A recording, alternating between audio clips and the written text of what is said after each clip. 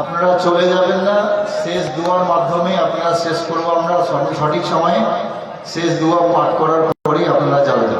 এতক্ষণ থাকলেন, শেষ পর্যন্ত থাকার চেষ্টা করবেন।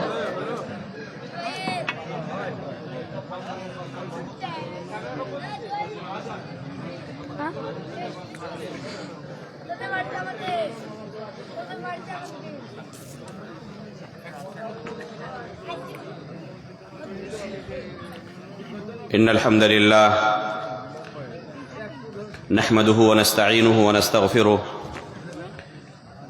ونعوذ بالله من شرور أنفسنا ومن سيئات أعمالنا من يهده الله فلا مضل له ومن يضلل فلا هادي له وأشهد أن لا إله إلا الله وحده لا شريك له وأشهد أن محمدا عبده ورسوله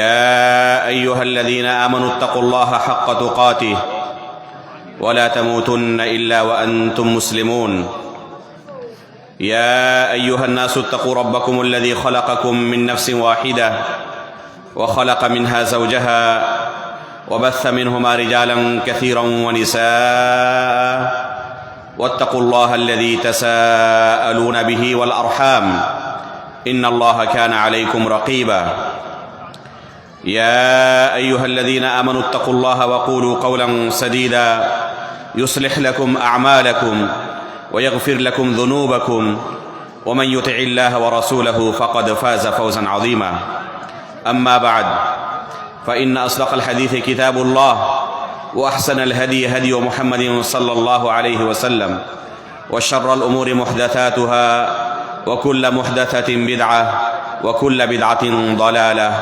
وكل ضلالة في النار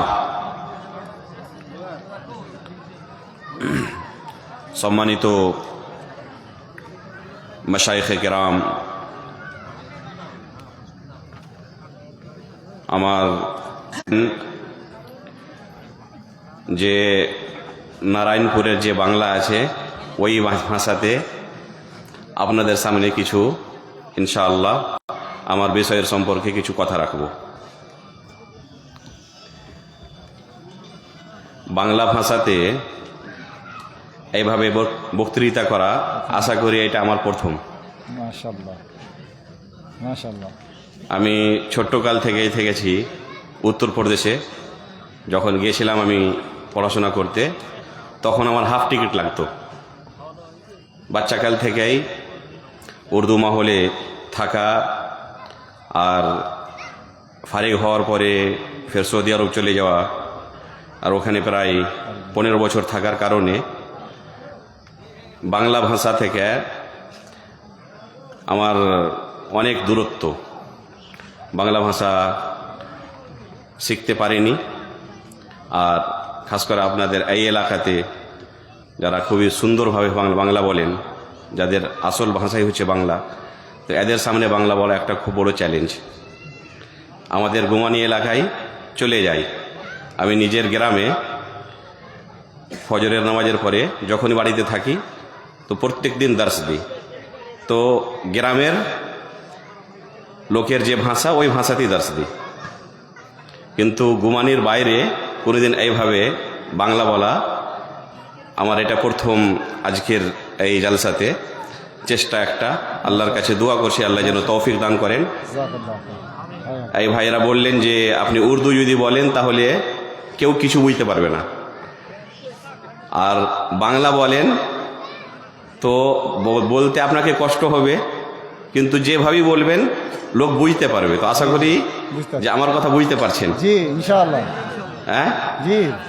তো আসল উদ্দেশ্য এটাই যে যে কথা আপনাদেরকে বলছি ওই কথা যেন আপনারা বুঝতে পারেন।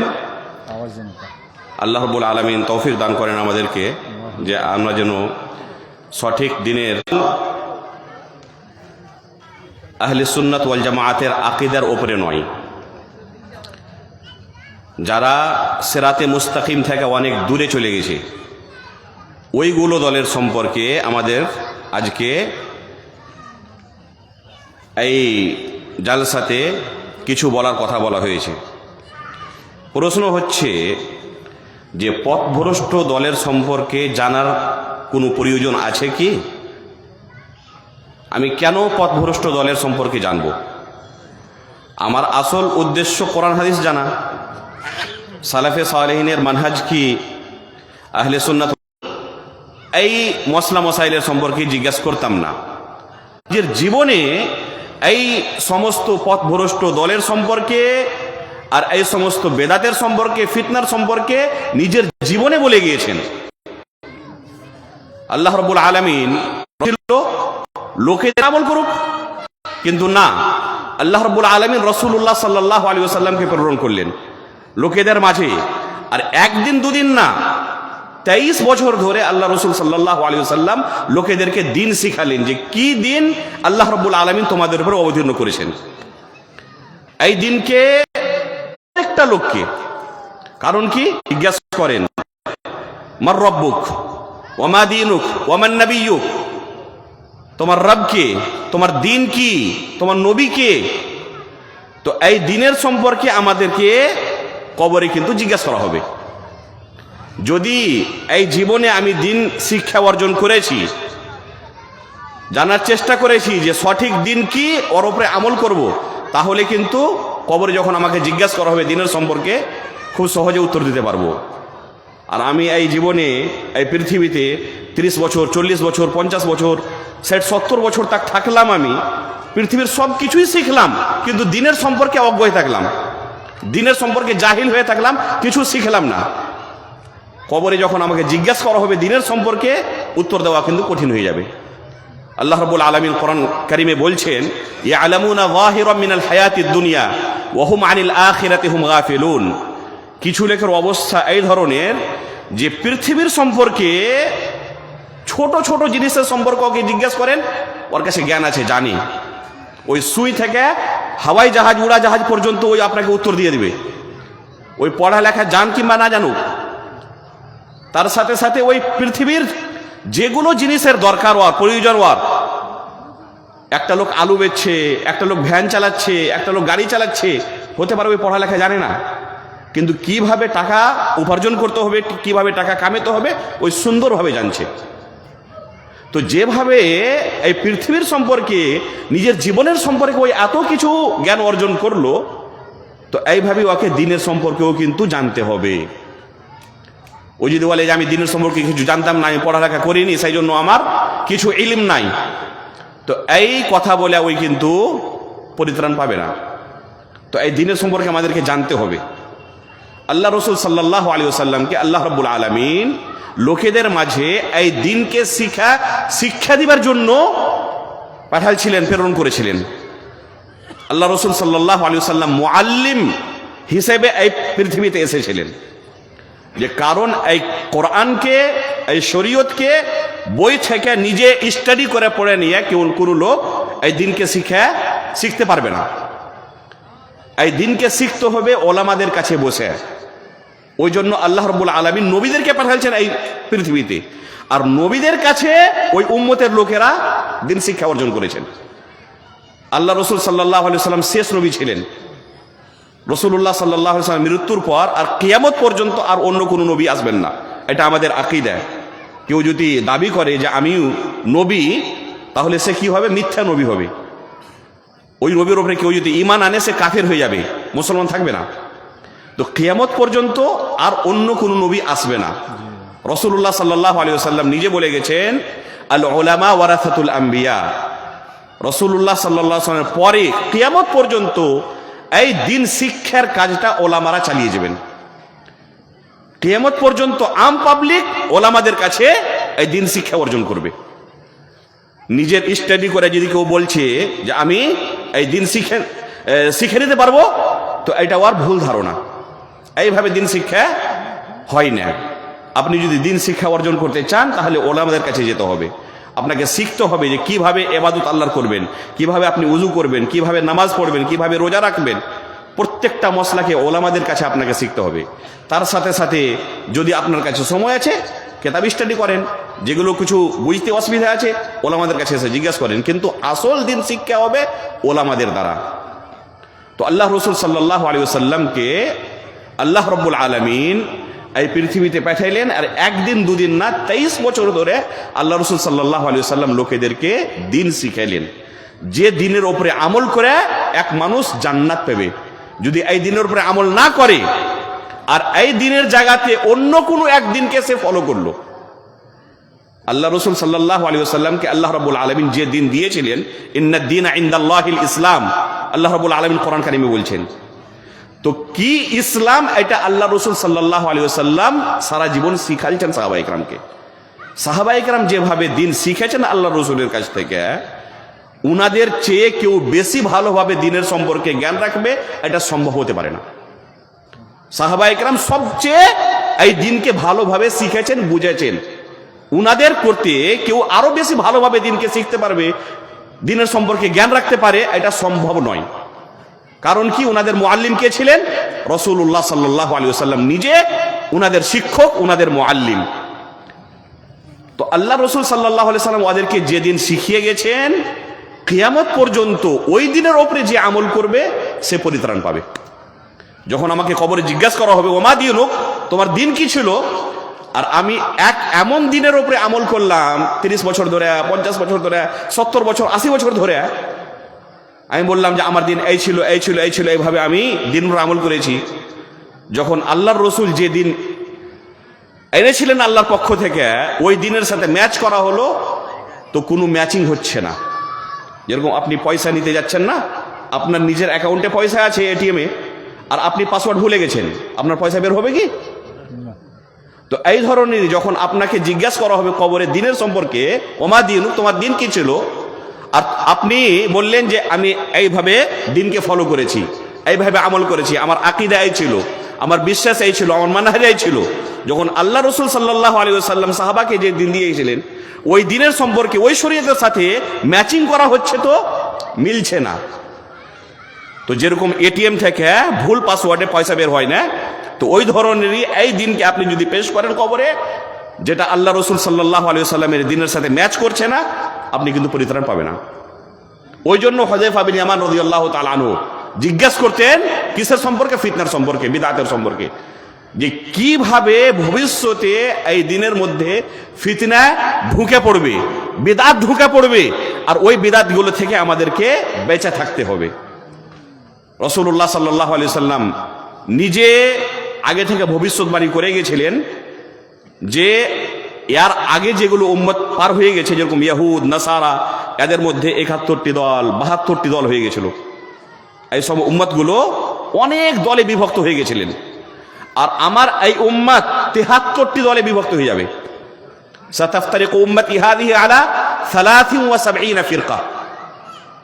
আমার এই উম্মত, উম্মতে মুহাম্মাদিয়া 73টি দলে বিভক্ত হয়ে যাবে, বেটে যাবে। তারপরে আলোচনা কি বলছেন? কুল্লুহা ফিন্নার ইল্লা ওয়াহিদা। এখনই বললাম না যে পথভ্রষ্ট দলের সম্পর্কে আমাদের জানার প্রয়োজন কি, তো এই হাদিস দ্বারা বুঝেন যে কি প্রয়োজন আছে পথভ্রষ্ট দলের সম্পর্কে জানার জন্য। আল্লাহ রাসূল সাল্লাল্লাহু আলাইহি ওয়াসাল্লাম কি বলছেন? রাসূলুল্লাহ সাল্লাল্লাহু আলাইহি ওয়াসাল্লাম বলছেন কুল্লুহা ফিন্নার ইল্লা ওয়াহিদা। এই সমস্ত দলগুলো হচ্ছে জাহান্নামী দল, শুধু একমাত্র দল হচ্ছে জান্নাতি দল। সাহাবায়ে কেরাম জিজ্ঞাসা করছেন এই দলটির সম্পর্কে, যে যারা জান্নাত যাবে ওদের সম্পর্কে বলুন। রাসূলুল্লাহ সাল্লাল্লাহু আলাইহি ওয়াসাল্লাম কি বললেন? হুম মা কানা আলাইহি আনা আল ইয়াওমা ওয়া আসহাবি। আজকে আমি আর আমার সাহাবায়ে কেরাম যে দিনের উপরে কায়েম আছি, যে শরীয়তকে ফলো করছি, কিয়ামত পর্যন্ত যে কোনো মানুষ যে কোনো জায়গায় থাক না কেন, আমেরিকাতে থাক, আফ্রিকাতে থাক, ইউরোপে থাক, ভারতে থাক, যে কোনো জায়গা থাক না কেন, যে এই দিনের উপরে কায়েম থাকবে ওই হবে জান্নাতি। তো আল্লাহ রসুল সাল্লাল্লাহু আলাইহি ওয়াসাল্লাম নিজে এই ভবিষ্যৎবাণী করে গিয়েছিলেন যে এই উম্মতে অনেক ধরনের দল সৃষ্টি হয়ে যাবে,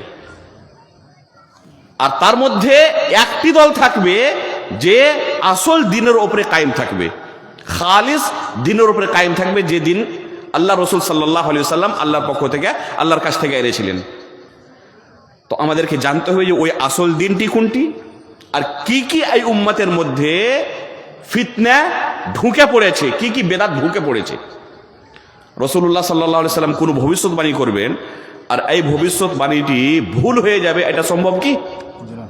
এটা সম্ভব হতে পারে না। কারণ কি, রাসূলুল্লাহ সাল্লাল্লাহু আলাইহি ওয়াসাল্লাম কোনো কথা নিজের পক্ষ থেকে বলতেন না। আল্লাহ তাআলা কোরআনে বলছেন, ওয়া মা ইয়ানতিকু আনিল হাওয়া ইন হুয়া ইল্লা ওয়াহয়ু ইউহা।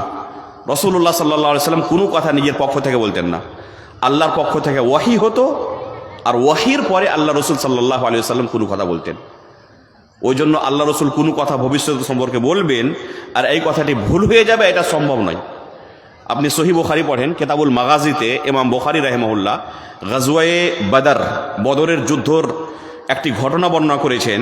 সাহাবায়ে কেরাম বলছেন যে আগামীকাল যুদ্ধ হবে তার একদিন আগে রাসূলুল্লাহ সাল্লাল্লাহু আলাইহি ওয়াসাল্লাম বদরের মাঠে আমাদেরকে জায়গা নির্দিষ্ট করে বললেন,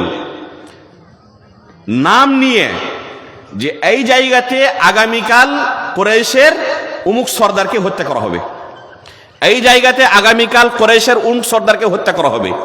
সাহাবায়ে কেরাম বলছেন, সহিহ বুখারীর ঘটনা, যে একদিন আগে রাসূলুল্লাহ সাল্লাল্লাহু আলাইহি ওয়াসাল্লাম নির্দিষ্ট করে জায়গা আর নামের সাথে বলে দিলেন যে আগামীকাল এই জায়গাতে অমুক সর্দারকে কুরাইশের হত্যা করা হবে। বলছেন সাহাবায়ে কেরাম, যখন যুদ্ধ খতম হয় আমরা দেখলাম তো যার নাম যে জায়গার সাথে আল্লাহ রসুল বলে দিয়েছিলেন 1 ইঞ্চিও এদিক ওদিক হয়নি। তো আপনি এত ভালোভাবে বুঝতে পারেন যে রাসূলুল্লাহ সাল্লাল্লাহু আলাইহি ওয়াসাল্লাম কোনো ভবিষ্যৎবাণী করবেন আর এই ভবিষ্যৎবাণী ভুল হয়ে যাবে, এটা সম্ভব নয়। তো রাসূলুল্লাহ সাল্লাল্লাহু আলাইহি ওয়াসাল্লাম নিজের জীবনে বলে গিয়েছিলেন যে এই উম্মতের মধ্যে ফিতনা সৃষ্টি হবে, যে আসল দিন এখন আমি ছেড়ে যাচ্ছি, এই দিনের ওপরে কিয়ামত পর্যন্ত সমস্ত মুসলমান কায়েম থাকবে, এটা হবে না। কিন্তু এই উম্মতের মধ্যে অনেক দল হয়ে যাবে, সবাই নিজেকে মুসলমান, কিন্তু আসল দিনের ওপরে কেউ কায়েম থাকবে না, শুধু একটি দল কায়েম থাকবে। রাসূলুল্লাহ সাল্লাল্লাহু আলাইহি ওয়াসাল্লাম যে ভবিষ্যৎবাণী করে গিয়েছিলেন, এই ভবিষ্যৎবাণী খুব সময়ের পর নয়, অতি অল্প সময়ের পরই জাহির হয়ে যায় যে এই উম্মতের মধ্যে ফিতনা সৃষ্টি হয়ে যায়। উমর ফারুক রাদিয়াল্লাহু তাআলা আনহু, দ্বিতীয় খলিফা, উনি একদিন হুযায়ফা বিন ইয়ামান রাদিয়াল্লাহু তাআলা আনহুর কাছে বলছেন যে আমাকে ফিতনার সম্পর্কে কিছু হাদিসগুলো শোনাও।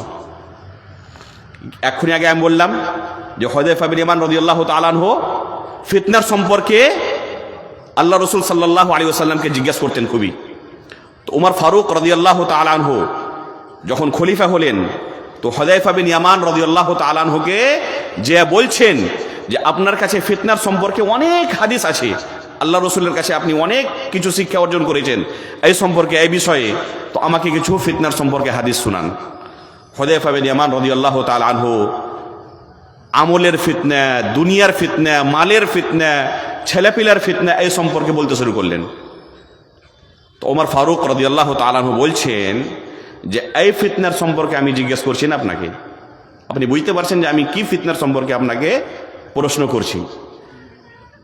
আমি এই দুনিয়ার ফিতনার সম্পর্কে জিজ্ঞেস করছি না, দিনের ফিতনার সম্পর্কে জিজ্ঞেস করছি, যে এই দিনকে কিছু লোক বদলাবার চেষ্টা করবে, আর দিনের যেটা আসল সুরত ছিল রাসূলুল্লাহ সাল্লাল্লাহু আলাইহি সাল্লাম যে আসল দিন নিয়ে এসেছিলেন আল্লাহর পক্ষ থেকে, এই দিনকে আসল অবস্থাতে রাখবে না কিছু লোক, এই ফিতনার সম্পর্কে আমি জিজ্ঞেস করতে চাইছি, এই বেদাতীদের সম্পর্কে আমি জিজ্ঞেস করতে চাইছি। তো হুযায়ফা বিন ইয়ামান রাদিয়াল্লাহু তাআলা আনহু কি বলছেন যে আমিরুল মুমিনিন, আপনাকে এই সম্পর্কে জানার কি প্রয়োজন আছে? আপনার মাঝে আর এই ফিতনার মাঝে একটি দরজা আছে, আপনি এই ফিতনাকে দেখতে পাবেন না। তো ওমর ফারুক রাদিয়াল্লাহু তাআলা আনহু বলছেন, আর এই ঘটনাটি সহিহ বুখারীতে আছে, যে এই দরজার কথা যে বললে, তো এই দরজাটা খোলা হবে না ভাঙা হবে? এই ফিতনা যে এই উম্মতে প্রবেশ করবে, তো এই দরজাকে খুলে না এই দরজাকে ভেঙে প্রবেশ করবে? তো হুযায়ফা বিন ইয়ামান রাদিয়াল্লাহু তাআলা আনহু বলছেন যে এই দরজাকে ভেঙে এই উম্মতে ফিতনা ঢুকবে, এই উম্মতে ফিতনা প্রবেশ করবে। তো ওমর ফারুক রাদিয়াল্লাহু তাআলা আনহু বলছেন, যদি দরজাকে ভেঙে এই উম্মতের মধ্যে ফিতনা ঢুকে, তাহলে কিয়ামত পর্যন্ত কিন্তু এই দরজাকে আবার দ্বিতীয়বার বন্ধ করা সম্ভব হবে না। যদি খোলা হতো তবে দ্বিতীয়বার বন্ধ করা সম্ভব থাকতো, কিন্তু যখন ভেঙে দেওয়া হবে এই দরজাটিকে, তখন দ্বিতীয়বার ওকে আর বন্ধ করা সম্ভব হবে না। অন্য সাহাবায়ে কেরাম যারা মজলিসে বসেছিলেন হুযায়ফা বিন ইয়ামান রাদিয়াল্লাহু তাআলা আনহুকে পরে জিজ্ঞেস করছেন যে উমর ফারুক রাদিয়াল্লাহু তাআলা আনহুকে বুঝতে পারলেন, জানেন যে এই দরজার মানে কি? তো বলছেন যে রাত্রের পরে আগামীকাল দিন হবে না, যেভাবে তুমি আর আমি জানো, তো এইভাবেই উমর ফারুক রাদিয়াল্লাহু তাআলা আনহু খুব ভালোভাবে জানেন যে এই দরজাটি হচ্ছেন উনি নিজে, উনাকে হত্যা করা হবে। আর এই উম্মতে উনাকে হত্যা করার পরই এই ফিতনা ঢুকে যাবে, আর কিয়ামত পর্যন্ত এই ফিতনা থেকে এই উম্মত বের হতে পারবে না। আর তো আল্লাহ রাসূল সাল্লাল্লাহু আলাইহি ওয়াসাল্লাম নিজে বলে গেছিলেন যে উমর ফারুক রাদিয়াল্লাহু তাআলা আনহুকে যখন হত্যা করা হবে তখন এই উম্মতে কি ফিতনা ঢুকে যাবে, আর যখন ফিতনা ঢুকবে তো কিয়ামত পর্যন্ত এই ফিতনা কিন্তু আর থামবে না। আর এখন পর্যন্ত আমরা দেখছি যে উমর ফারুক রাদিয়াল্লাহু তাআলা আনহুকে যখন হত্যা করা হলো, উসমান গনি রাদিয়াল্লাহু তাআলা আনহু খলিফা হলেন, তখন থেকে যে এই উম্মতে ফিতনা ঢুকেছে এখন পর্যন্ত বেড়ে চলে যাচ্ছে, কম হচ্ছে না। উমর ফারুক রাদিয়াল্লাহু তাআলা আনহু পরে কে খলিফা হলেন? উসমান গনি রাদিয়াল্লাহু তাআলা আনহু তৃতীয় খলিফা, উনাকেও হত্যা করা হলো। যারা ফিততিন ছিল, যারা এই ফিতনাকে হাওয়া দিচ্ছিল, ওরা উসমান গনি রাদিয়াল্লাহু তাআলা আনহুকে হত্যা করে দিলেন। এই যুগে এত বেশি এই উম্মতে ফিতনা সৃষ্টি হয়ে গেছিল, ইমাম মুসলিম রাহিমাহুল্লাহ নিজের মুকদ্দমাতে সহিহ মুসলিমে তার মুকদ্দমাতে ইবনে সিরিন রাহিমাহুল্লাহর একটি কওল নকল করেছেন।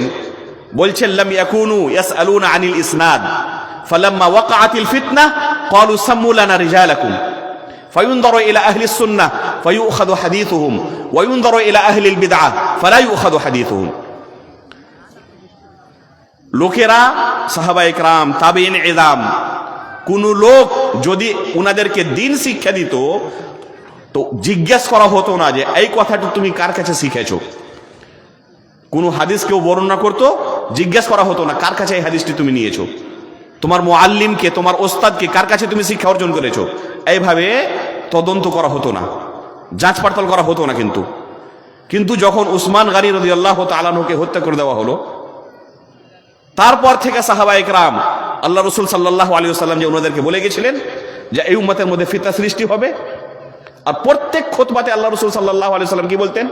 ফাইন্না কুল্লা মুহদাসাতিন বিদআহ ওয়া কুল্লা বিদআতিন যালালাহ ওয়া কুল্লা যালালাতিন ফিন্নার। প্রত্যেক খুতবাতে আল্লাহ রাসূল সাল্লাল্লাহু আলাইহি ওয়াসাল্লাম এই বাক্যটি দোহরাতেন যে যদি এই বিদআতের মধ্যে তোমরা পড়ে গেলে তাহলে তোমাদের আঞ্জাম কি হবে? কুল্লা যালালাতিন ফিন্নার, তোমাদের আঞ্জাম হবে তোমরা সব জাহান্নামে হয়ে যাবে। তো সাহাবায়ে কেরাম সচেতন ছিলেন। যখনই উসমান গনি রাদিয়াল্লাহু তাআলা আনহুকে হত্যা করা হলো তখন সাহাবায়ে কেরাম সচেতন হয়ে গেলেন, জিজ্ঞেস করতে লাগলেন। কোন লোক দিনের সম্পর্কে কিছু শিক্ষা দিত তো আগে জিজ্ঞেস করতেন এই কথাটি কার কাছে শুনেছো, তোমার মুআল্লিমকে। যদি কোনো আহলে সুন্নাতের নাম নিতেন তাহলে গ্রহণ করা হতো, আর যদি কোনো বেদাতের নাম নিতেন তাহলে গ্রহণ করা হতো না। তো বেদাতির কাছে দিন শিক্ষা নেওয়া যাবে না, এটা হচ্ছে সালাফে সালেহিনের মানহাজ। তাবেঈন কেরাম, সাহাবায়ে কেরাম, তাবেঈ তাবেঈন, উনাদের মানহাজ। এই যুগে একটি দল, পথভ্রষ্ট দল এই পৃথিবীতে উঠে, সে দলটির নাম হচ্ছে খাওয়ারিজের দল। নাম শুনেছেন আপনার আগে? এই যুগে একটি দল, পথভ্রষ্ট দল উঠে, তার নাম হচ্ছে রাওয়াফিজ, শিয়া। এদের আকীদা কি ছিল? এই খাওয়ারিজের দল, এদের আকীদা, এদের মানহাজ হচ্ছে যে আল্লাহ রাব্বুল আলামিন শরীয়ত নাজিল করেছেন, আল্লাহ রাব্বুল আলামিন কানুন এই পৃথিবীকে কিভাবে চলতে হবে অবতীর্ণ করেছেন। এই কানুন হিসেবে যদি এই পৃথিবী চলে, যে বাদশাহ আছে, যে হাকিম আছে, ওই কানুনকে যদি ফলো করে তাহলে চলবে, ঠিক আছে। আর যদি এই কানুনের জায়গা নিজের মানব রচিত কোনো কানুন যদি আনে তাহলে সে কাফের হয়ে যাবে। আর এই কানুনকে আম পাবলিক যদি ফলো করে তো তারাও কাফের হয়ে যাবে। একটা এই আকীদা ছিল ওদের। দ্বিতীয় আকীদা কি ছিল? যে কোনো মানুষ যদি কোনো গুনাহ কাবিরা করে, গুনাহ কাবিরা মানে মিথ্যা কথা বলা, গীবত করা, চুগলি করা, মদপান করা, জেনা করা, অনেক গুনাহ কাবিরা আছে। কোন নিষ্পাপ ব্যক্তিকে হত্যা করা, এগুলো গুনাহ কাবিরা। তো কোনো মানুষ যদি কোনো গুনাহ কাবিরা করে, তাহলে গুনাহ কাবিরা করা সতে সতই কি হবে? সে ইসলাম থেকে খারিজ হয়ে যাবে, সে কাফের হয়ে যাবে। আর আখেরাতে সারা জীবন সে জাহান্নামে থাকবে, জান্নাত কোনোদিন পাবে না। এরা এই নিজের আকীদার তাইদে কিছু কোরআন থেকে আর কিছু সহিহ বুখারী আর সহিহ মুসলিমের হাদিস থেকে দলিল নিত। কি বললাম? ওদের আকীদায় যে কোনো মানুষ যদি কোনো গুনাহ কাবিরা করে তাহলে কি হবে? সে মুসলমান থাকবে না। আর কোনো মানুষ কোনো গুনাহ কাবিরা করলো, সে ইসলাম থেকে বের হয়ে গেল। কোনো মানুষ কোনো গুনাহ কাবিরা করলো, সে চিরস্থায়ী জাহান্নামী, আর জান্নাত পাবে না। এই হচ্ছে এক পথভ্রষ্ট দলের আকীদা। এই দলটির নাম কি? খাওয়ারিজ। এদেরকে জিজ্ঞাসা করা যেতে হয় যে এই আকীদার কোনো দলিল তোমাদের কাছে আছে? তো ওরা কি বলছে? যে না, কোরআন থেকে দলিল আমাদের কাছে আছে, সহিহ হাদিস থেকে আমাদের কাছে অনেক দলিল আছে। কি দলিল আছে? অনেক গুনার সম্পর্কে আল্লাহ রাব্বুল আলামিন কোরআন কারিমে বলেছেন যে এই গুনাহ করলে জাহান্নাম যাবে সে। অনেক গুনার সম্পর্কে রাসূলুল্লাহ সাল্লাল্লাহু আলাইহি ওয়াসাল্লাম বলেছেন যে এই গুনাহকারী জাহান্নামী। এমনকি কোরআনে আল্লাহ রাব্বুল আলামিন কোন নিষ্পাপ ব্যক্তিকে হত্যার সম্পর্কে ওর শাস্তি বলেছেন কি? আল্লাহ তাআলা কোরআন কারিমে বলছেন, ওমান ইয়াকতুল মুমিনা মুতাআম্মিদান ফাজাযাউহু জাহান্নামু খালিদান ফিহা ওয়া গাদিবা আল্লাহু আলাইহি ওয়া লাআনাহু ওয়া আ'আদ্দা লাহু আযাবান আযীমা। যে কোনো মানুষ যদি কোনো মুমিন ব্যক্তিকে ইচ্ছাকৃতভাবে হত্যা করে দেয়, তাহলে সে কি হবে? চিরস্থায়ী জাহান্নামী হবে। বলছেন, দেখেন আল্লাহ রাব্বুল আলামিন কোরআন কারিমে বলেছেন যে কোনো নিষ্পাপ মুমিন ব্যক্তিকে যদি কেউ হত্যা করে তো সে চিরস্থায়ী জাহান্নামী। তো এই আকীদা তো আমাদের, যে একটা নিষ্পাপ ব্যক্তিকে হত্যা করা হচ্ছে কাবিরা গুনাহ। আর আল্লাহ তাআলা কোরআনে নিজে বলছেন যে কোনো নিষ্পাপ ব্যক্তিকে ওই হত্যা করে তো সে চিরস্থায়ী জাহান্নামী। তো আমাদের তো এই আকীদার দলিল কোরআনে আছে। এইভাবে আল্লাহ রাব্বুল আলামিন কোরআনে বলছেন, ইন্নাল্লাযীনা ইয়াকুলুনা আমওয়ালাল ইয়াতামা যুলমা ইন্নামা ইয়াকুলুনা ফি বুতুনিহিম নারা ওয়া সায়াসলাউনা সাঈরা। যারা ইয়াতীমের মাল ভক্ষণ করবে, ওরা নিজের পেটে মাল ঢুকায় না, ওরা কি ঢুকাচ্ছে? ওরা ইয়াকুলুনা ফি বুতুনিহিম নারা, জাহান্নামের আগুন ঢুকাচ্ছে তারা। ওয়া সায়াসলাউনা সাঈরা, এরা সব জাহান্নামে নিক্ষেপ হবে। তো বলছে ওরা কি? যে আল্লাহ রাব্বুল আলামিন কোরআন কারিমে অনেক গুনাহ কাবিরার সম্পর্কে বলেছেন যে এই গুনাহ করলে গেলে জাহান্নাম যেতে হবে। রাসূলুল্লাহ সাল্লাল্লাহু আলাইহি ওয়াসাল্লাম নিজের হাদিসে, অনেক হাদিস আছে যে হাদিসের যে গুনার সম্পর্কে আল্লাহ রাসূল কি বলেছেন যে এই গুনাহকারী জাহান্নামী, এই গুনাহ করলে সে কাফের হয়ে যাবে, এই গুনাহ করলে সে ঈমান থেকে খারিজ হয়ে যাবে। আমি কিছু হাদিস আপনাদের শোনাচ্ছি, আর আশা করি এই ধরনের হাদিস অনেক আপনারা শুনেছেন। আর কিছু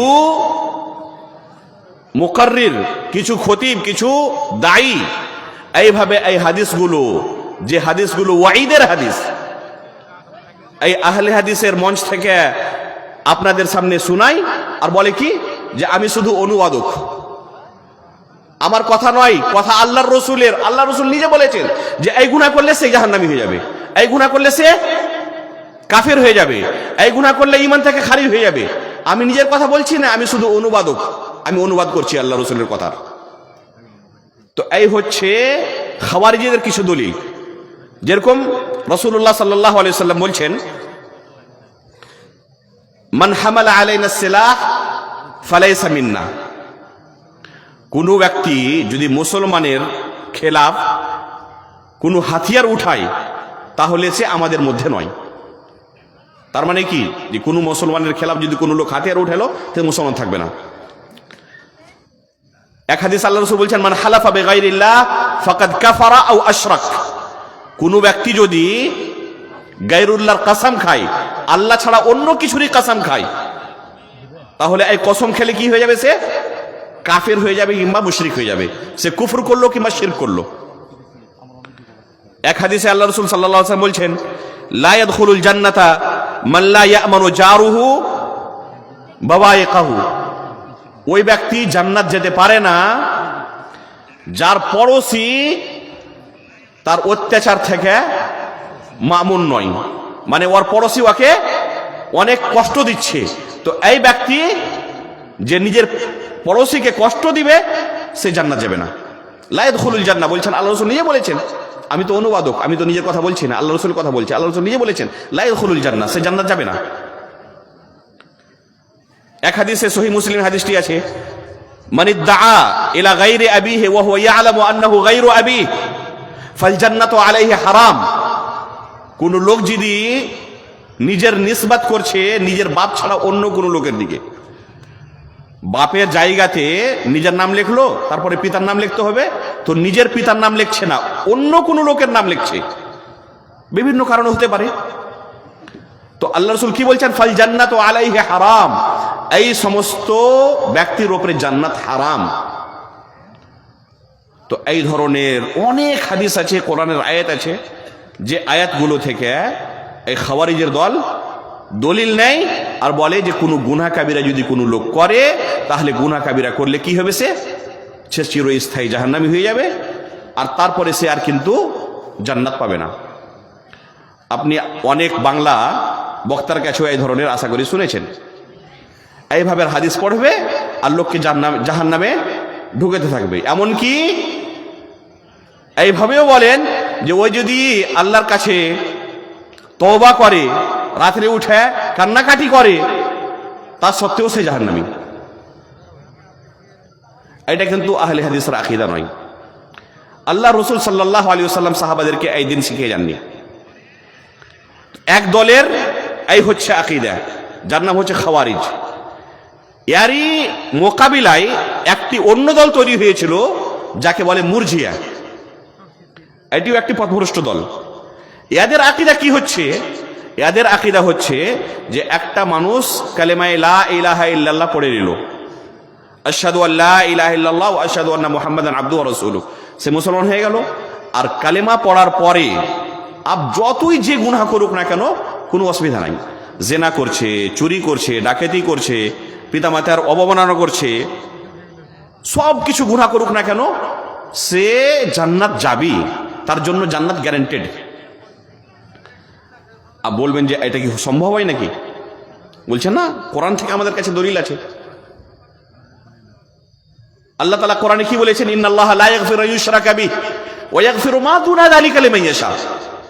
আল্লাহ রাব্বুল আলামিন কোরআনে বলছেন যে আমি শুধু কি করি না, শিরকের গুনাহকে ক্ষমা করব না, শিরক ছাড়া ব্যতীত যত গুনাহ আছে আল্লাহ যদি চান তো ক্ষমা করতে পারেন।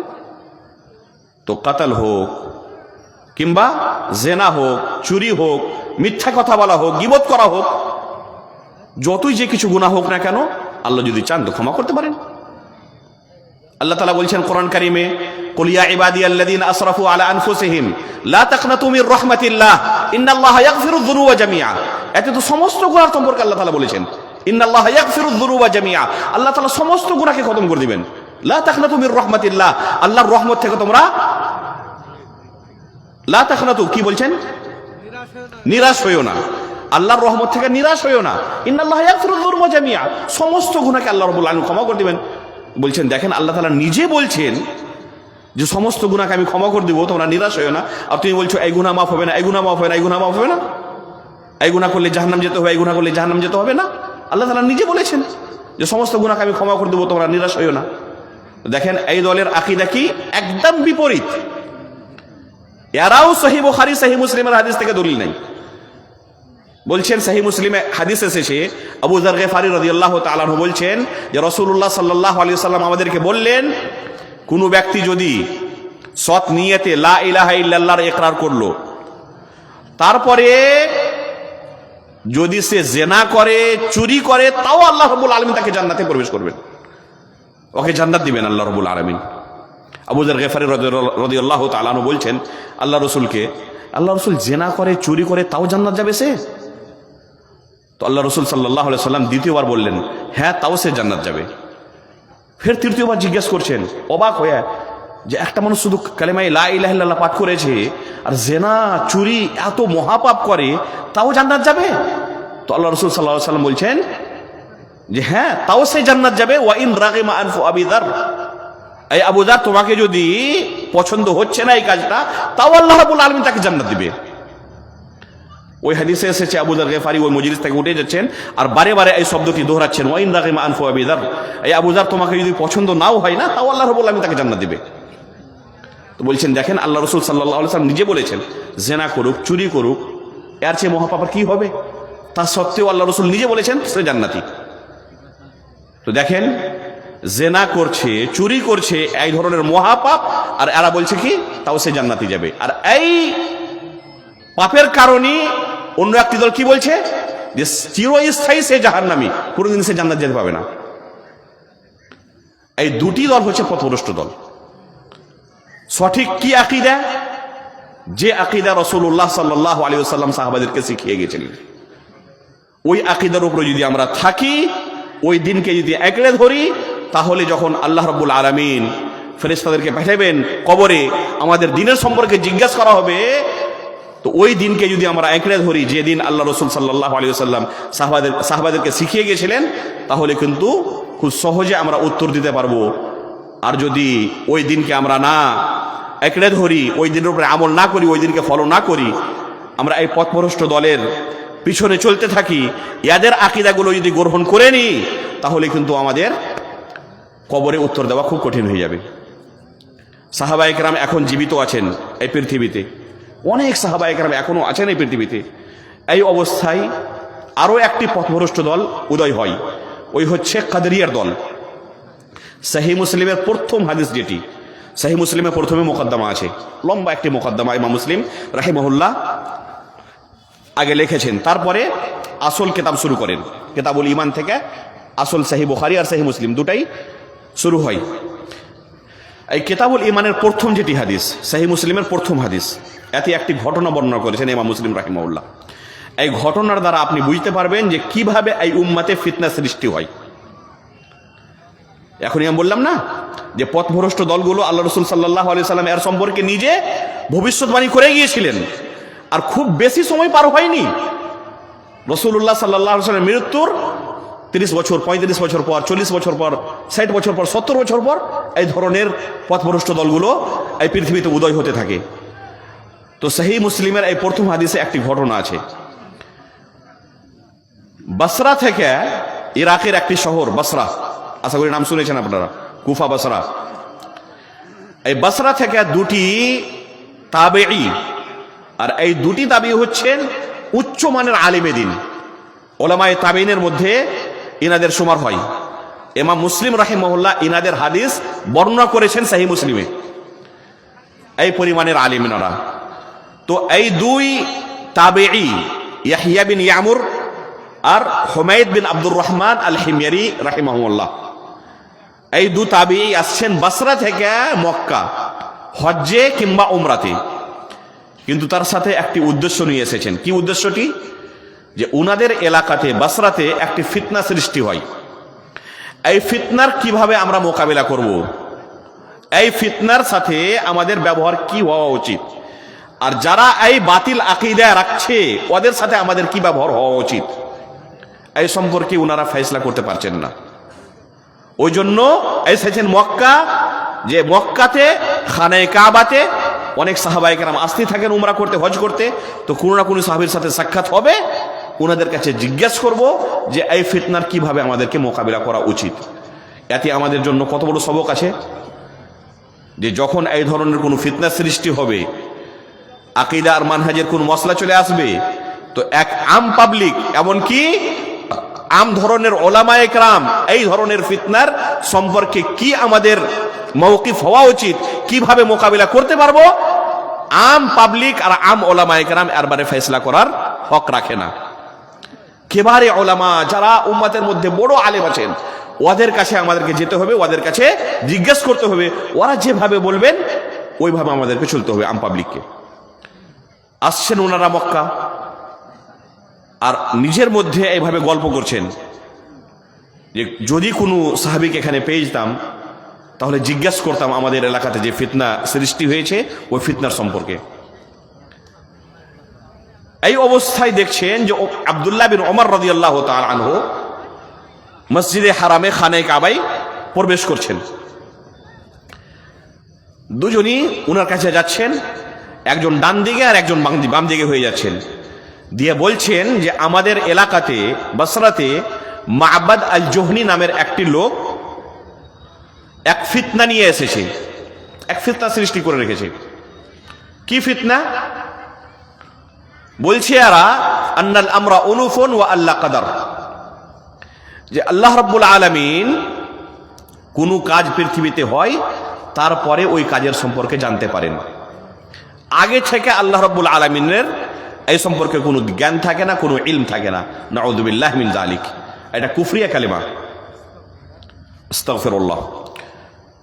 তারপরে কি বলছে? ওয়া আল্লাহ কাদার, আর তাকদির নামের কোনো জিনিস নাই, তাকদির নামের কোনো জিনিস নাই।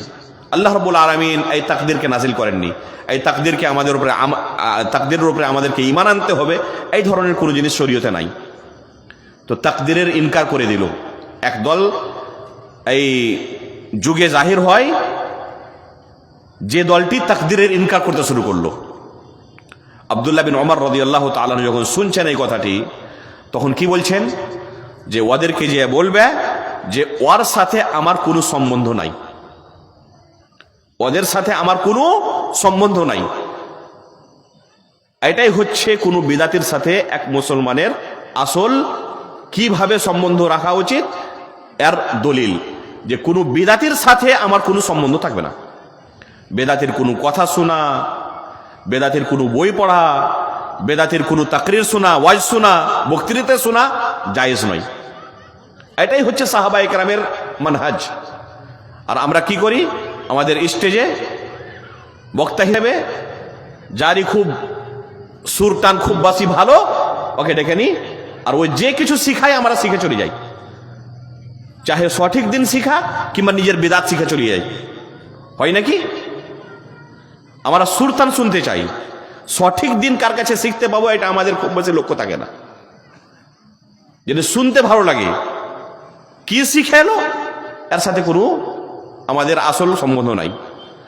ওই জন্য আমাদের এই স্টেজ থেকে অনেক লোক গান গায়, অনেক লোক অনেক কিছু নিজের আপনার শোনাই, কেসা কাহানি শোনাই, আর এই ধরনের বক্তাকে আমরা শুনতে থাকি ঘন্টা ঘন্টা। আব্দুল্লাহ বিন ওমর রাদিয়াল্লাহু তাআলা কি বলছেন? যে ওদেরকে বলে দেবা ওদের সাথে আমার কোনো সম্বন্ধ নাই।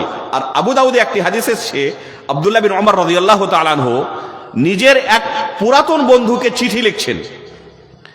ওই বন্ধুটা হচ্ছে মুলকে শামে থাকে, সিরিয়াতে থাকে। আব্দুল্লাহ বিন ওমর রাদিয়াল্লাহু তাআলা মদিনা থেকে ওনাকে চিঠি লিখছেন। কি পুরাতন বন্ধু, এক যুগে ঘনিষ্ঠতা ছিল, তাকে চিঠি লিখে বলছেন যে আমি শুনেছি তুমি তাকদীর নাকি ইনকার করতে লেগেছো। আল্লাহ রাসূল সাল্লাল্লাহু আলাইহি সাল্লাম আমাদেরকে আগেই বলে গেছিলেন যে এই উম্মতের মধ্যে কিছু লোক সৃষ্টি হবে, কিছু লোক আসবে যারা তাকদীরের ইনকার করবে।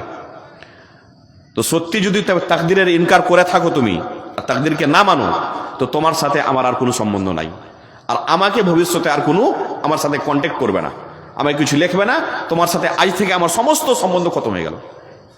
তো এই হচ্ছে এক বিদাতের সাথে এক সালাফির, এক আহলে হাদিসের কি আসল আচরণ হওয়া উচিত, এর শিক্ষা এখানে আব্দুল্লাহ বিন ওমর রাদিয়াল্লাহু তাআলা থেকে পাচ্ছে। তারপরে কি বলছেন আব্দুল্লাহ বিন ওমর রাদিয়াল্লাহু তাআলা আনহু? যে ওদেরকে বলে দিবে যদি ওরা আল্লাহর রাস্তায় উহুদ পাহাড়ের সমান যদি স্বর্ণ খরচ করে আর তাকদীরের উপরে ঈমান না রাখে, তো এত বড় সাদকা, এত বড় দান দিয়েও কিন্তু সে আল্লাহর কাছে পরিত্রাণ পাবে না, আল্লাহর জান্নাত পাবে না। আপনি চিন্তা করতে পারেন যে উনি কোন উদাহরণ দিয়েছেন? উহুদ পাহাড়ের সমান স্বর্ণ খরচ করা কোন লোকের সম্ভব কি আছে? উহুদ পাহাড় দেখেছেন কত বড় আছে? যারা হজ করেছেন, উমরা করেছেন, ওরা দেখেছেন আশা করি। অনেক বড় পাহাড় মদিনাতে। উহুদ পাহাড় মানে শুধু যেখানে যুদ্ধ হয়েছিল ওই জায়গাটা নয়, উহুদ পাহাড় অনেক বড়। যুদ্ধ তো একটা ছোট অল্প জায়গাতে হয়েছিল। পুরো পৃথিবীর যত সোনা আছে আর যত মানুষের কাছে ধন দৌলত আছে, সমস্তকে যদি সোনাতে কনভার্ট করা হয় তাও উহুদ পাহাড়ের সমান হবে না। তো কোনো লোক যদি পুরো বিশ্বের রাজা হয়ে যায় আর সমস্ত পৃথিবীকে ওই আল্লাহর রাস্তায় সাদকা করে দেয়, আর যদি তাকদীরের উপরে ঈমান না থাকে ওর, তো আব্দুল্লাহ বিন ওমর রাদিয়াল্লাহু তাআলা কি বলছেন যে ওই সে জান্নাত পাবে না। এই হচ্ছে তাকদীরের উপরে ঈমান আনার গুরুত্ব। তো এতে কি বুঝতে পারলাম যে একটি দল সাহাবায়ে কেরাম জীবিত ছিলেন, কাদরিয়া নামের এই দলটি সৃষ্টি হয়ে যায় আর যারা তাকদীরের ইনকার করতে শুরু করে। আর এই তাকদীরের ইনকারে প্রথম জিনিস কি ছিল, যে আল্লাহ রাব্বুল আলামিন কোন জিনিসের সম্পর্কে কখন জানেন, কবে জানেন, হয়ে যাওয়ার পরে। আর আমাদের আকীদা কি রাখা উচিত, কবে থেকে? তাকদীরের উপরে আমাদের ঈমান কিভাবে হওয়া উচিত? এইগুলো হচ্ছে দ্বীনের বুনিয়াদি মাসলা মাসাইল। এইগুলো হচ্ছে দ্বীনের বুনিয়াদি মাসলা মাসাইল, যার সম্পর্কে আমাদেরকে জিজ্ঞাসা করা হবে কবরে। ওমা দীনুক, ঈমানের 6টি স্তম্ভ হচ্ছে, ঈমানের 6টি আরকান হচ্ছে। কোন এক রুকনের সম্পর্কে যদি কারো ঈমান না থাকে, সে মুসলমান থাকতে পারে না, সে কাফের হয়ে যাবে। আল্লামা ইবনে কাইয়িম রাহিমাহুল্লাহ শিফাউল আলিলে তাকদীরের উপরে এক মুসলমানের আকীদা কিভাবে হওয়া উচিত বিস্তারিতভাবে লিখেছেন। আমি খুব সংক্ষিপ্তভাবে এই সম্পর্কে বলছি আপনাদেরকে, তাকদীরের উপরে এক মুসলমানের আকীদা কি হওয়া উচিত। ইমাম ইবনে কাইয়িম রাহিমাহুল্লাহ বলছেন যে তাকদীরের হচ্ছে 4টি আরকান। এই 4টির মধ্যে কোনো এক রুকনের উপরে যদি কেউ ঈমান না আনে, তাহলে সে তাকদীরের অস্বীকার করলো। আর তাকদীরের অস্বীকারী কাফের হয়ে যাবে, মুসলমান থাকতে পারে না। প্রথম রুকন হচ্ছে যে আল্লাহ রাব্বুল আলামিন প্রত্যেক জিনিসের সম্পর্কে তাফসিলি ভাবে আগে থেকেই জানেন। আল্লাহর ইলমের সম্পর্কে আমাদেরকে আকীদা রাখতে হবে যে আল্লাহ রাব্বুল আলামিন প্রত্যেক জিনিসের সম্পর্কে তাফসিলি ইলম রাখেন। তাফসিলি ইলম আর ইজমালি ইলম কাকে বলে? যেরকম আপনি এখানে এসেছেন তো জালসা শোনার জন্য, আপনার একটা প্ল্যান আছে যে জালসা খতম হবে তারপর আমি এখানে যাব। তো আপনিও কিছু আপনার প্ল্যান করে রেখেছেন, কিছু জানছেন যে আমি এই কাজটা করব। এই বাতিল ফিরকা, পথভ্রষ্ট ফিরকারা কি বলছে যে আল্লাহ রাব্বুল আলামিন এইভাবে জানেন, একটা ইজমালি সম্পর্কে জানেন, কিন্তু তাফসিলি আল্লাহর কাছে ইলম নাই। যেরকম আপনি এখন যাবেন, তো আপনি কি জানেন যে কার সাথে কি সাক্ষাৎ হবে? এখন যে আমি এখানে বসে আছি আপনাদের সাথে গল্প করছি, এইভাবে বক্তৃতা দিচ্ছি, আগামী 2 মিনিট পর আমার মুখ থেকে কি বের হবে আমি জানি কি? আপনি জানেন কি? না। তো এটা হচ্ছে তাফসিলি ইলম। কিন্তু আল্লাহ রাব্বুল আলামিন এই সম্পর্কে জানেন কি জানেন না? অবশ্যই জানেন। এটা হচ্ছে এক মুসলমানের আকীদা হওয়া উচিত। যদি কেউ বলে যে এইভাবে তাফসিলি ইলম আল্লাহর কাছে নাই, তাহলে সে কিন্তু কাফের হয়ে যাবে, সে মুসলমান থাকতে পারে না। আর এই সম্পর্কে একটি দুটো নয়, অসংখ্য দলিল আছে কোরআনে আর হাদিসে। তো এটা হচ্ছে প্রথম রুকুন। দ্বিতীয় রুকুন হচ্ছে যে আল্লাহ রাব্বুল আলামিন এই পৃথিবীকে সৃষ্টি করার 50 বছর আগে, 50,000 বছর আগে, 50 আলফ সানা, 50,000 বছর আগে লৌহে মাহফুজে সমস্ত লিখে রেখেছেন। এটা হচ্ছে দ্বিতীয় রুকুন। আর তৃতীয় রুকুন হচ্ছে যে এই পৃথিবীতে যা কিছুই হয়, ভালো হোক কিংবা মন্দ হোক, তাওহীদ হোক কিংবা শিরক হোক, নামাজ হোক কিংবা চুরি হোক, চাহে ওর সম্বন্ধ ইবাদতের সাথে হোক কিংবা গুনার সাথে হোক, সব কিছুই আল্লাহ রাব্বুল আলামিনের ইরাদা আর আল্লাহ রাব্বুল আলামিনের মাশিয়াতের সাথে জড়িত। ওমা তাশাউনা ইল্লা আন ইয়াশা আল্লাহু রাব্বুল আলামিন, আল্লাহ তাআলা কোরআনে বলছেন যে আল্লাহর ইচ্ছা ছাড়া পুরো জিনিস হয় না। ওই জিনিসটা ভালো হোক কিংবা মন্দ হোক, ওর সম্বন্ধ গুনার সাথে হোক কিংবা নেকির সাথে হোক, আল্লাহর ইচ্ছা ছাড়া হয় না। এটা হচ্ছে তৃতীয় রুকুন। আর চতুর্থ রুকুন হচ্ছে যে আল্লাহ রাব্বুল আলামিন আমাদের সৃষ্টিকর্তা, আমাদের খালেক, আর আমরা যেগুলো আমল করি ওই আমলেরও খালেক আল্লাহ রাব্বুল আলামিন, আমাদের আমলেরও সৃষ্টিকর্তা আল্লাহ রাব্বুল আলামিন। একটা লোক চুরি করে তো আল্লাহ রাব্বুল আলামিন ওই চোরেরও সৃষ্টিকর্তা, আর যে চুরি করছে এই আমলেরও সৃষ্টিকর্তা। কিন্তু করনেওয়ালা কেটা? ওই লোকটা, যে লোকটা চুরি করছে, ওই হচ্ছে আমেল, ওই কাজটা করনেওয়ালা। কিন্তু ওই কাজকে সৃষ্টি কে করেছে? আল্লাহ রাব্বুল আলামিন। এটি হচ্ছে 4টি আরকান তাকদীরের উপরে ঈমান আনার। কোনো এক রুকনের সম্পর্কে যদি কোনো লোকের আকীদা না থাকে, অস্বীকার করে, তো সে তাকদীরকে অস্বীকার করলো। আর তাকদীরের অস্বীকারী জান্নাত যেতে পারে না। তাকদীরের অস্বীকারী সে মুসলমান থাকতে পারে না। তো এই হচ্ছে তাকদীরের উপরে ঈমান আনার গুরুত্বপূর্ণ। আব্দুল্লাহ বিন ওমর রাদিয়াল্লাহু তাআলা আনহু এই হাদিসে বললেন যে ওই যদি আল্লাহর রাস্তায় উহুদ পাহাড়ও যদি খরচ করে দেয়, ওর পরিবর্তে সোনা খরচ করে আল্লাহর রাস্তায়, আর তাকদীরের উপরে ঈমান না থাকে, তো সে জান্নাত পাবে না। এই ধরনের একটি দল সৃষ্টি হয় রাওয়াফিজের, শিয়ার। এর সম্পর্কে জানেন কিছু কি? এর আকীদা কি ছিল? শিয়াদের মধ্যে 3টি দল আছে। একটি দল হচ্ছে যারা আলী রাদিয়াল্লাহু তাআলা আনহুকে আল্লাহর দরজায় পৌঁছে দিয়েছিল, আর বলতো যে তুমি হচ্ছ আমাদের মাবুদ। এদেরকে মুআল্লিহা বলে। মুআল্লিহা মানে আলী রাদিয়াল্লাহু তাআলা আনহুকে যারা এলাহ বলতো, মাবুদ বলতো। যদি কেউ এইভাবে আকীদা রাখে, তো সে মুসলমান থাকতে পারে না, কাফের হয়ে যাবে। আর এই আকীদা 4র্থ খলিফা আলী রাদিয়াল্লাহু তাআলা আনহুর যুগে এই উম্মতে কিছু লোক রাখতে লেগেছিল। আলী রাদিয়াল্লাহু তাআলা আনহু এই সমস্ত লোককে জমা করে এক গর্ততে ওদেরকে ফেলে দিয়ে সবাইকে আগুনে পুড়িয়ে মেরে ফেলেছিলেন।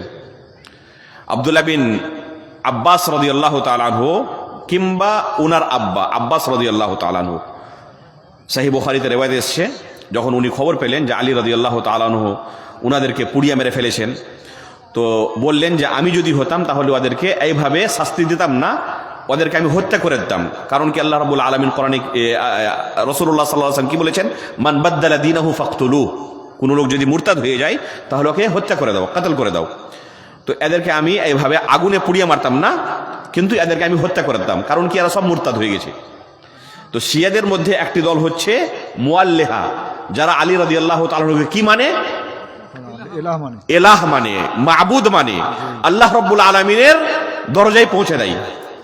দ্বিতীয় হচ্ছে শিয়াদের মধ্যে যারা সাহাবায়ে কেরামকে গালিগালাজ করে, খাস করে আবু বকর সিদ্দিক রাদিয়াল্লাহু তাআলা আনহু, উমর ফারুক রাদিয়াল্লাহু তাআলা আনহু, আম্মা আয়েশা রাদিয়াল্লাহু তাআলা আনহা, মুআবিয়া রাদিয়াল্লাহু তাআলা আনহু, আব্দুল্লাহ বিন আমর বিন আস রাদিয়াল্লাহু তাআলা আনহু, মুগীরা বিন শুবা রাদিয়াল্লাহু তাআলা আনহু, আর অনেক সাহাবায়ে কেরাম এদেরকে গালিগালাজ করেন, এদেরকে কাফের বলেন।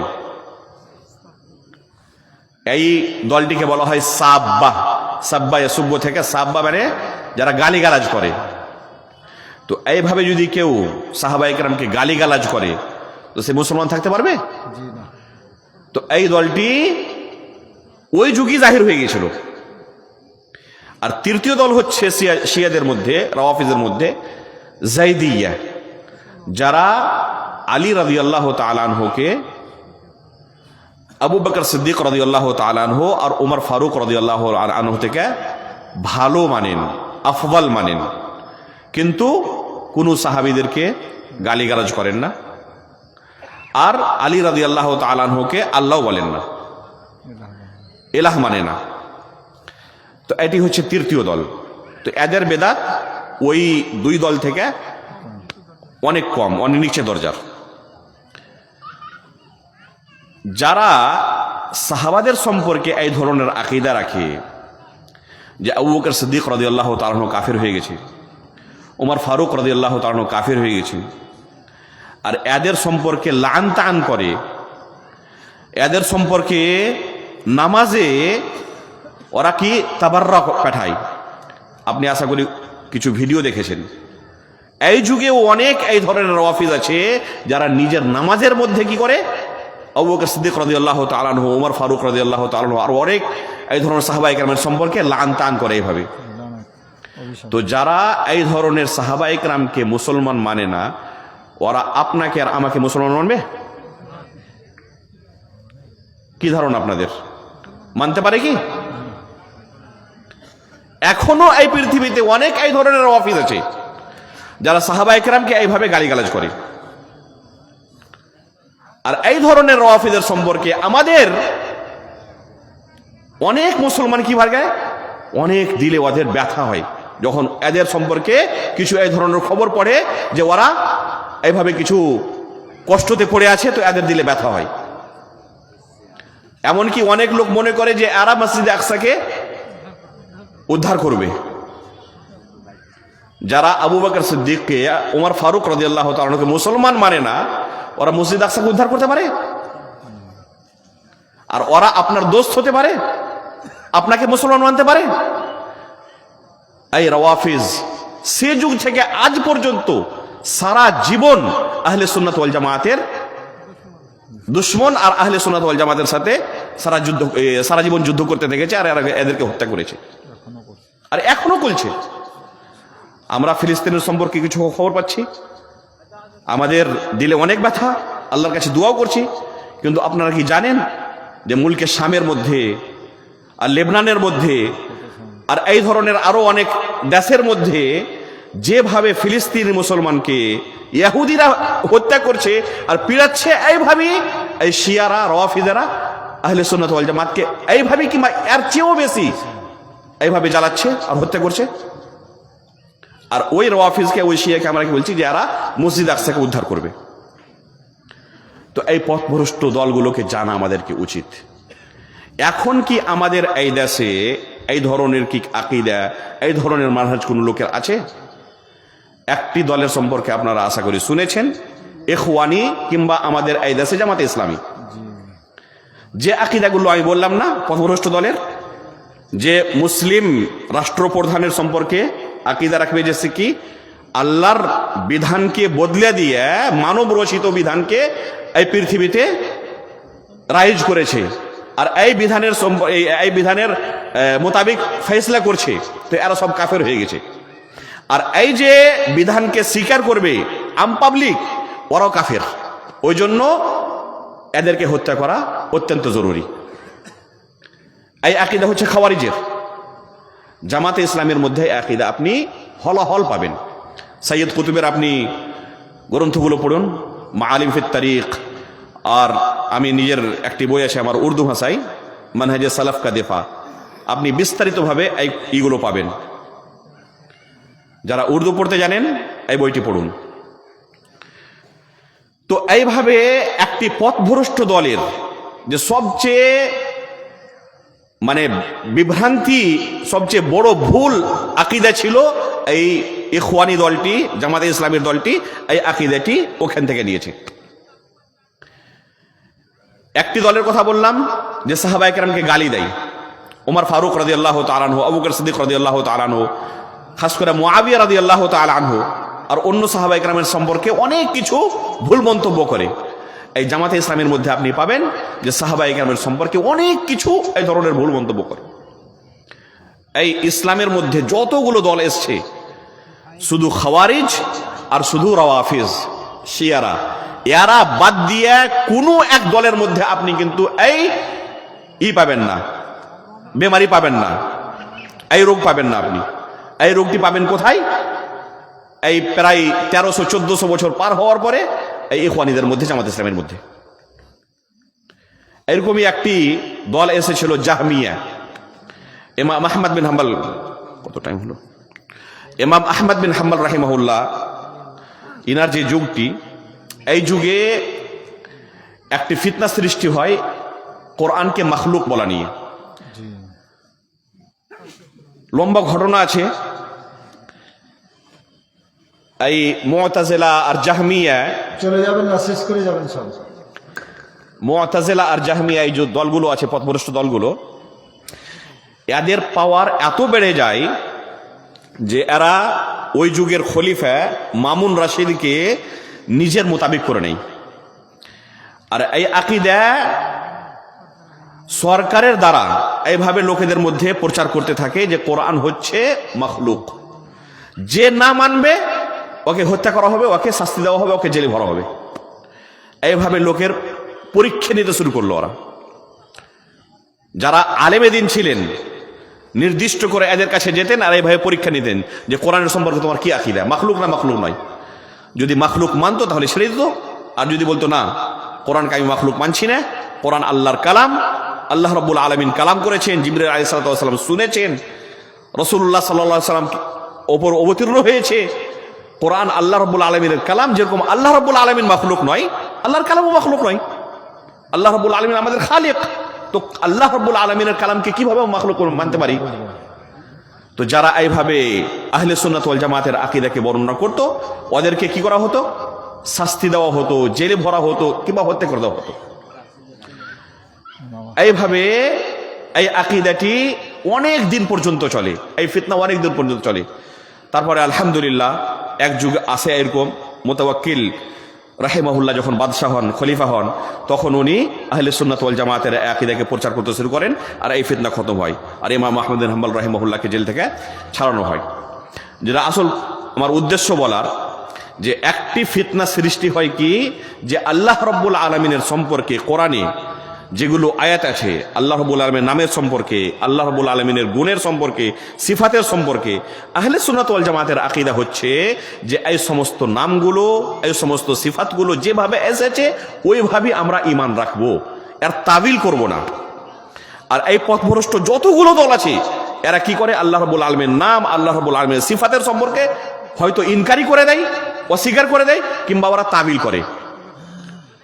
এই জামাতে ইসলামীর দলটি এখান থেকে এই বিদাতটি নিয়েছে। তো এই দলটির মধ্যে কতটি বিদাত জমা হয়ে গেল? তো এই দলটি হকের উপর হতে পারে কি? ওই জন্য এই ধরনের যারা আকীদাকে আপনাদের মধ্যে ছড়াবার চেষ্টা করছে, এদের কাছ থেকে সাবধান থাকবেন। যারা আহলে সুন্নাত ওয়াল জামাতের আকীদার উপরে আছে, যারা আহলে হাদিস, যাদের মানহাজ সঠিক আছে, এদের কাছে দিন শিক্ষা করুন।